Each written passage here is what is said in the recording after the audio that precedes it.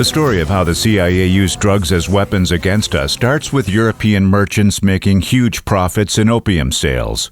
Opium is derived from poppy flowers and is the precursor for making opioid painkillers and heroin.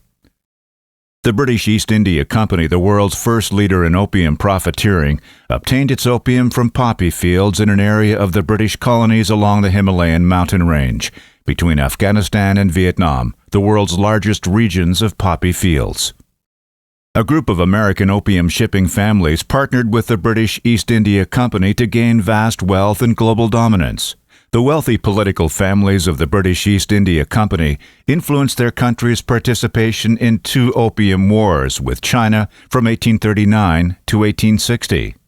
When the new trend of opium smoking began to become a severe problem in China, its leadership tried to ban the importation of opium into China. In response, Britain fought two wars with China, eventually forcing China into a treaty relinquishing control of its ports and trade, as well as accepting the British opium imports. This resulted in a crippling, widespread epidemic of opium addiction in China. Britain subsequently gained cheap access to China's resources, gained control of the main Shanghai province inside what is called the Golden Triangle for opium crops, and separated Hong Kong from China. The BBC reported that Britain continued shipping opium into China well into the 1900s.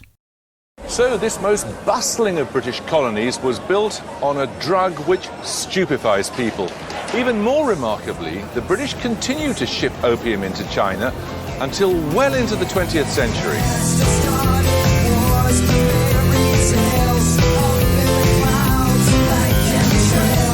In America, the Russell family rose to the top of all the opium shipping families in their work with the British East India Company in the 1700s. This Yale Standard article describes how they intermarried with other wealthy New England families, such as the Cabots and Pierponts. Tycoon John Pierpont, J.P. Morgan, descended from the latter family. This Harvard Business Library Company description details how the Russells became the top opium shipping family. These families put much wealth into the Ivy League colleges and formed secret societies, such as Yale's Skull and Bones in 1833, who gave their members today's equivalent of $200,000 each upon graduation.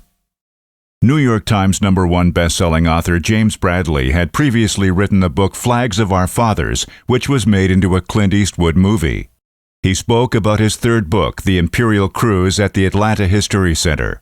His research for that book uncovered how many of the Ivy League colleges were started by top opium traders. Cabot House at Harvard, I discovered, that's opium money. You know the Skull and Bones Society at Yale?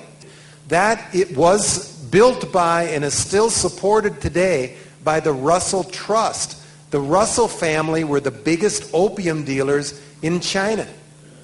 If you are appointed the president of Columbia University tomorrow, it's the Low Library. That's dedicated to an opium dealer.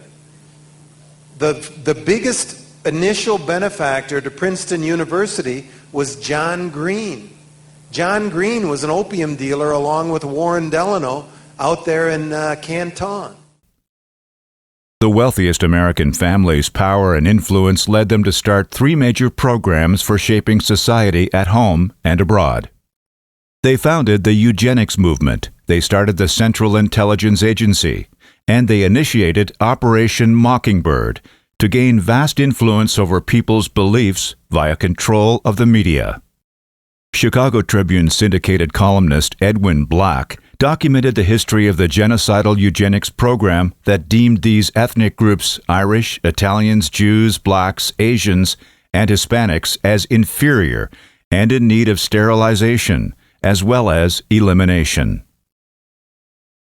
After World War II, highest-level CIA whistleblower Victor Marchetti, a former assistant to the deputy director, said that the wealthiest white Anglo-Saxon Protestant families started the CIA and placed themselves at the top of the U.S. intelligence hierarchy. British magazine editor Francis Stoner Saunders also detailed the history of the CIA this way. C-SPAN covered Francis Stoner Saunders speaking at the National Archives about how the CIA spent vast amounts of money on foundations that funded virtually all of the well-known American artists and writers for at least several decades after its 1947 inception. She said they did this in an attempt to control the way Americans thought and acted. The US government, through its intelligence and espionage arm, poured huge resources into a cultural propaganda campaign. A central feature of this campaign was to advance the claim that it didn't exist. The CIA was in effect acting as America's hidden Ministry of Culture. Whether they liked it or not, whether they knew it or not, there were few writers, poets, artists, historians, scientists or critics in post-war Europe, and indeed America, whose names were not in some way linked to this covert enterprise. A vital constituent of this effort was psychological warfare. The most effective kind of propaganda was defined as the kind where the subject moves in the direction you desire for reasons which he believes to be his own. It's useless to dispute these definitions. They are littered across government documents, the données of American post-war cultural diplomacy.